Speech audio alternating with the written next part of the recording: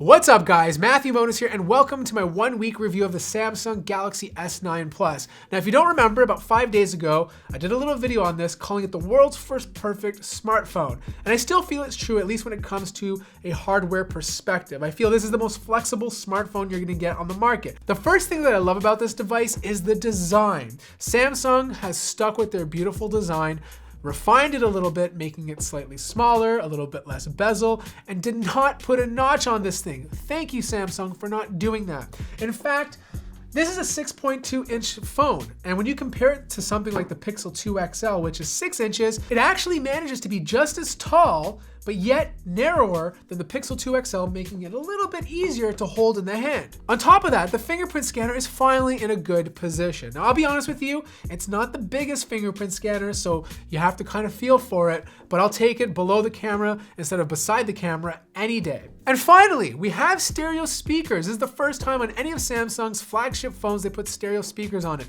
They sound good. They're obviously not as good as the ones on the iPhone X, but really much better than the ones on the Galaxy S8 from last year. The next thing that I really like about this phone is the display. I mean, Samsung is years ahead of the competition when it comes to mobile display technology. The display on their smartphones are just significantly better than everybody else. For example, I got the Pixel 2 XL right here. It's not a bad display. It looks great.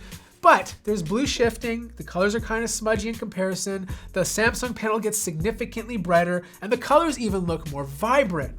It's amazing how they can take a already great display on the S8 and improve it the next year, making it even better. In fact, DisplayMate says this display is almost perfect, or it is perfect. That's how far ahead Samsung is with their display technology. Now, it still has an edge on the display, which is always been a complaint of mine in previous models, but this year it's a lot more flat, which I don't find awkward to type on. The camera's also been improved. Now, it's not significantly better than the Galaxy S8 from last year, but it is slightly better. I mean, when I compared it to the Pixel 2 XL, it really came down to personal preference. I found the 2 XL to have more dynamic range, do a better job with the shadows, but produce a little bit more noise.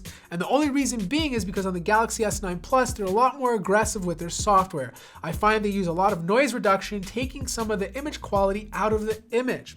But in low light scenarios, the S9 did really well. Because of that lower aperture of f1.5, you get a lot more light into the camera sensor, producing slightly better photos. To be honest, guys, the camera differences between any of these top flagship phones are so minor and so minute, it really doesn't make a difference. Do you prefer the cooler tone on the Pixel 2 XL, or do you prefer the slightly warmer tone on the Galaxy S9? The camera quality, the images are gonna look all fairly good. The only differences was when it came to video. The Pixel 2 XL still does a better job stabilizing footage than the Galaxy S9. Is it significant? No, but it is noticeable. The only thing that I don't like about the Galaxy S9 Plus is the front-facing camera. It's still the same one as last year, and compared to the competition, it just didn't produce as good of front-facing selfies as everybody else. And the last thing that I really love about this phone is the performance. The Snapdragon 845 paired with the 6 GB of RAM allow this phone to feel really smooth.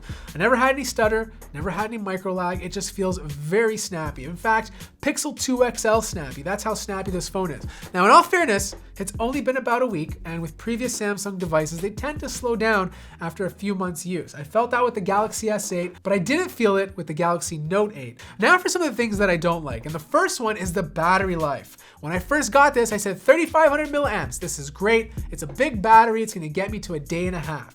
But quite frankly, I'm barely making it through the entire day. This is starting at 6 a.m. in the morning, ending off at 11 o'clock at night. Sometimes I have 1% battery life, and if I'm lucky, 10 to 15%.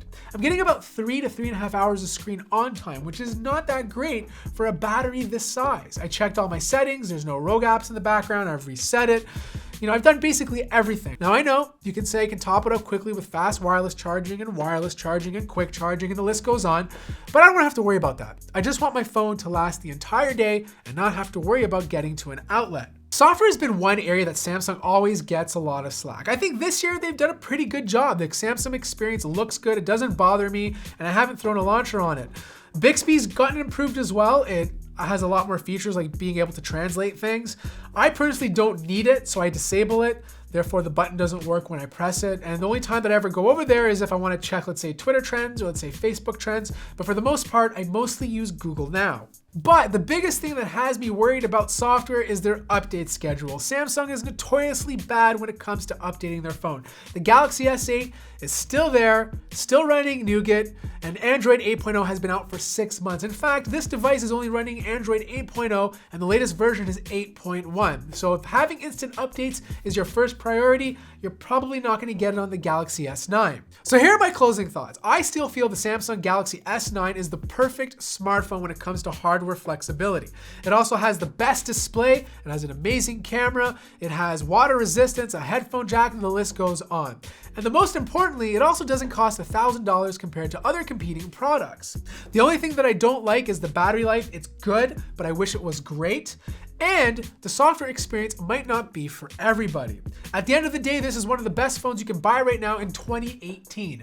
I'm curious to hear your thoughts in the comments below. Thank you so much for watching this video. If you enjoyed it, feel free to hit that like button. If you're new to the channel, subscribe, and I'll see everybody in the next video.